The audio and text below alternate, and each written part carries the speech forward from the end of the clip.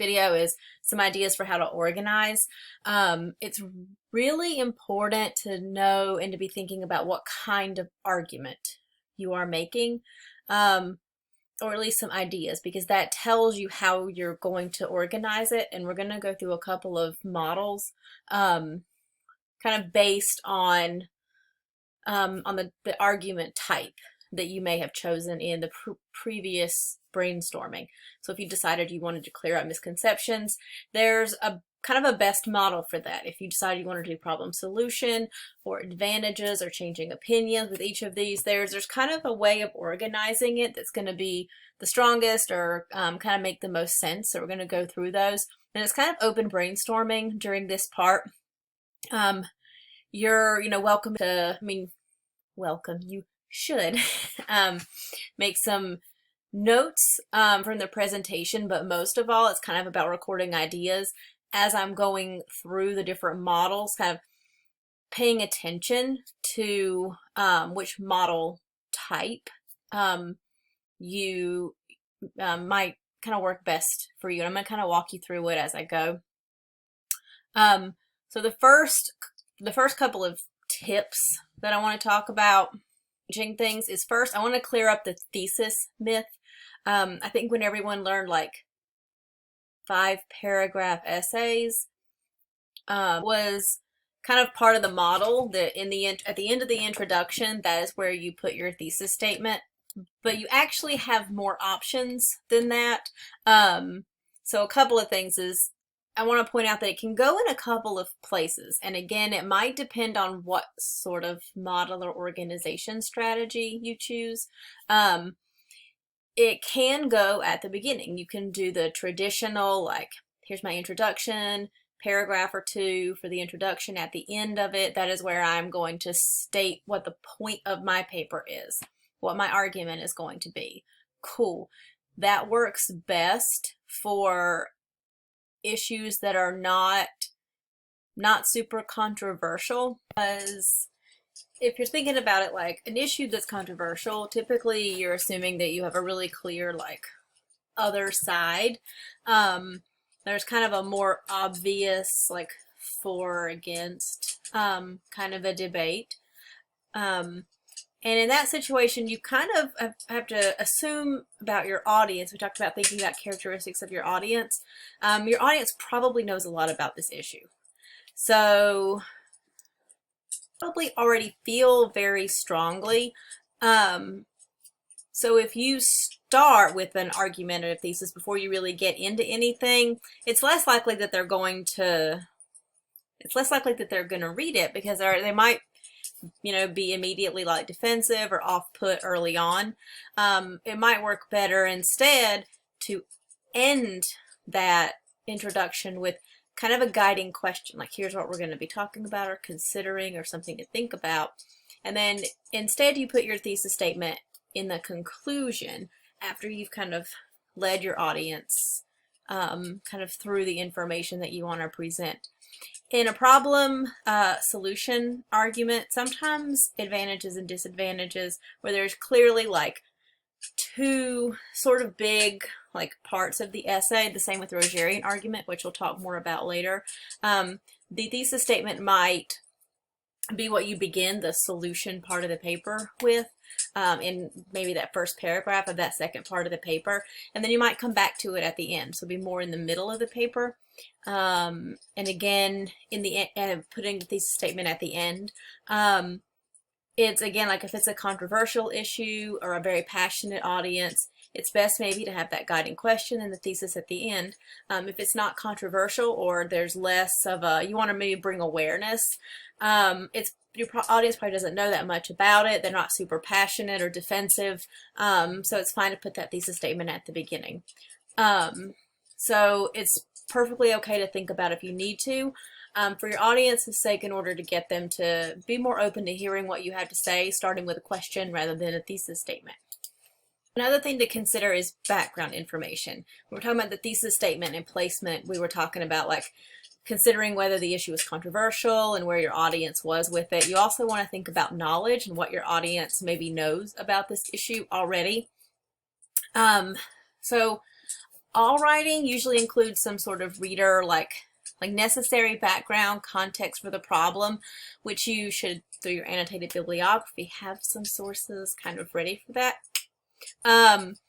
And this is where you might play catch up with them, kind of getting them up to speed, or possibly even like setting the scene and convincing them of a problem you want to address. Like if you're doing problem solution, you might spend some time like addressing what the problem is and explaining it, proving that it's happening, getting people to be aware of it. So a couple of things you want to think about. Just like there's a thesis myth, there's kind of a background myth where you just, it's all the same, like all backgrounds are the same, and you just put all the background in that section. And that's not really how it works. You want to be really selective with what you put in the background section. For instance, if your audience knows a lot about the issue, and I believe we talked about this at the very beginning of the semester, if they know a lot about the issue, you don't want to bore them to death with a lot of random information that they either don't need for this essay or that they already know. You want to make sure you're giving people like exactly what they need that fits the point. So even background sections are a little bit argumentative because you don't really just want to lay like everything in there without your reader knowing why they need this information. So a couple of things to think about.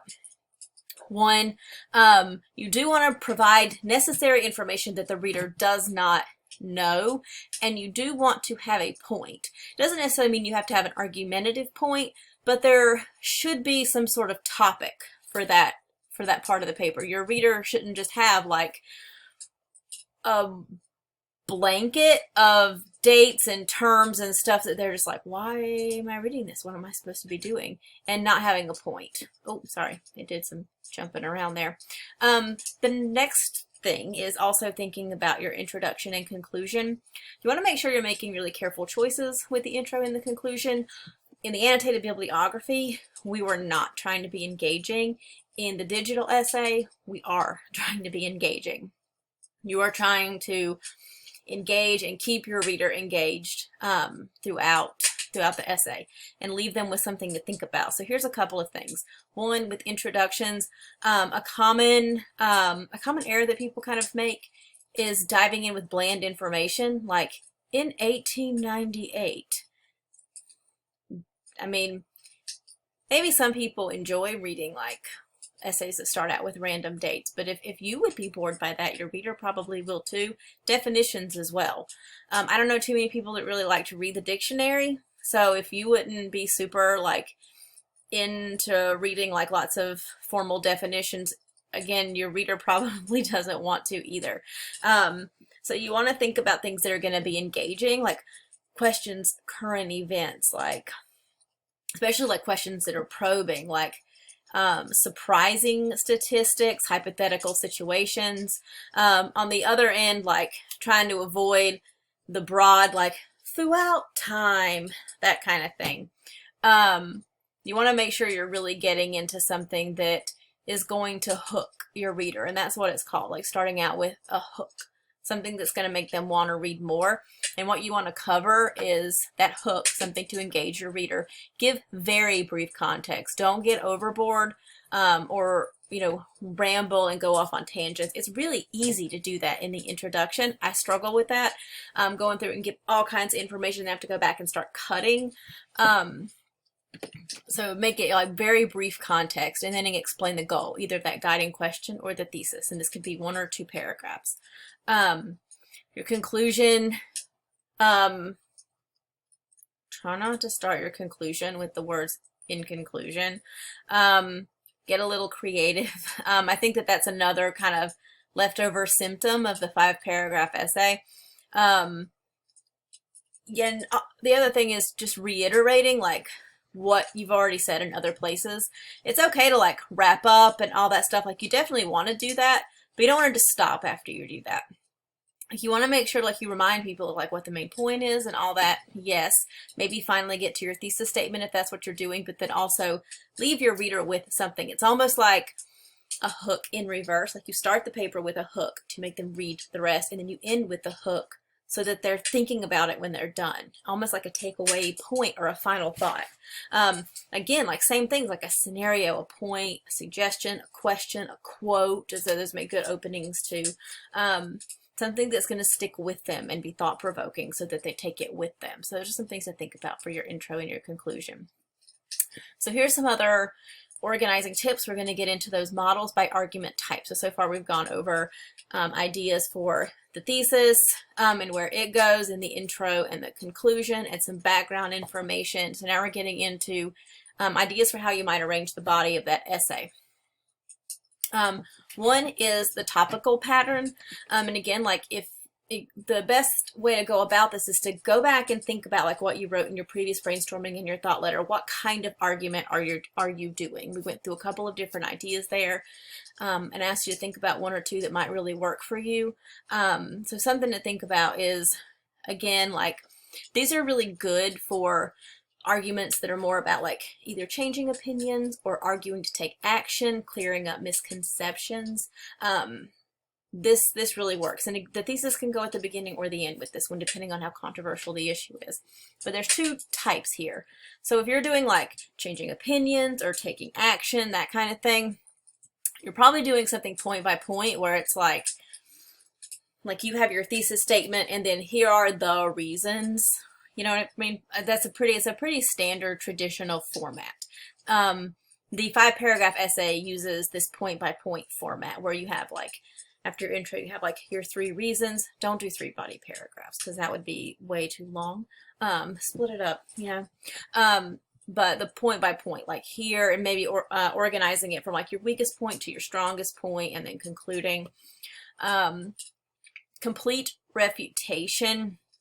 I'm going to go over refutations a little bit later, but this works specifically for if you are spending your entire essay clearing up misconceptions. So for instance, if you're writing about maybe addressing a stereotype or a myth that you want to debunk, like I want to address this group of people or this particular audience that holds this thinking or this opinion or this way of addressing this, and I just want to point out faulty thinking or ask them to think about it a different way. Again, like I think I've talked about this before, like if you go to those online articles, if you are online and you find those things that are like those articles that are like 5 myths, and they do like the myth, where it came from, and then why it's incorrect, that's sort of the model. Where it's not arranged by you making points, it's you arranged by addressing the stereotypes or misconceptions, and that's what the whole thing is. So each section is arranged around maybe a specific stereotype or misunderstanding that you want to address, to explain like the stereotype, where you think it comes from, like what you understand about it, and then correct it using your research. So if you're trying to clear up misconceptions, that's a great model. Problem solution pattern. This model works if you're, again, solving a problem or evaluating several possible solutions. So either you have a clear solution or you want to weigh in on several. This works for both. And this is pretty straightforward, I think, with the problem solution. Like most people can kind of figure this one out. Oh, sorry, it did the thing again where it jumps. You begin with like the current problem that you're trying to solve. So like talking about the problem, showing why it's important, showing evidence for that issue, going through like problematic solutions or practices that are used and why they're in place, and then end with your solution, why it might be better. So you might go through like other ideas, like what the problem is, other ideas for solutions, like what they, why they why they may work or might not work, like what could be good or bad about them, and then your solution and why it, would work the best. So again, one problem people run into with these like problem solution, advantages, disadvantages, that kind of stuff, is that what you want to really avoid doing is having an introduction to really large body sections and a conclusion. You would want to split up this discussion. So like just discussing the problem could be several sections or subsections. So these are like bigger parts of the paper, but not necessarily like your sections. You might still have background or sections for different solutions that you want to cover, different points you want to make. So just kind of be aware of that. The cause and effect pattern, like finding the correlation. So I want to see if like there's a correlation between like fast food and obesity. I know a lot of you are doing some things like this. So this model can be organized by going through either the issue and then all of the effects of that thing. So like what people are doing and then the effects, like talking about increased screen time, like what's going on maybe today with increased screen time, maybe with COVID, all this stuff, and then talk about its impacts for the rest of the paper. Or go through the current issue and then talk about potential causes, like talk about the problem of pollution and then talk about the largest like contributing factors. Okay, so what you want to make sure you're doing is end with whichever point you want to make.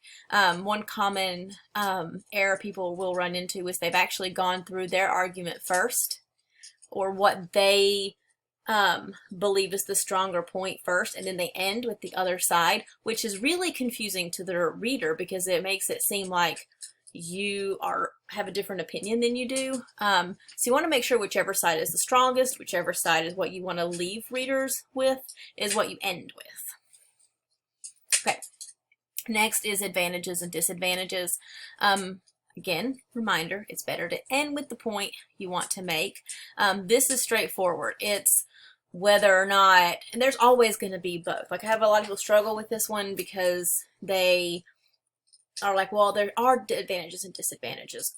That's great, but are there more disadvantages that you see, or more, which one kind of weighs out to you based on your research, and that's where you want to go with it.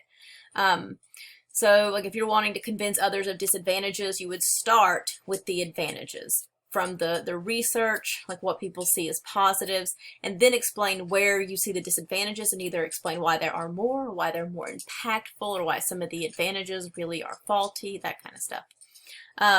So again, if you're arguing that while there are many clear advantages to children using technology, but the bad outweigh the good, you would start by explaining the positives in the first part of the paper, and then use the final part to explain what the negatives are, why they're more significant or impactful. So just kind of an example there.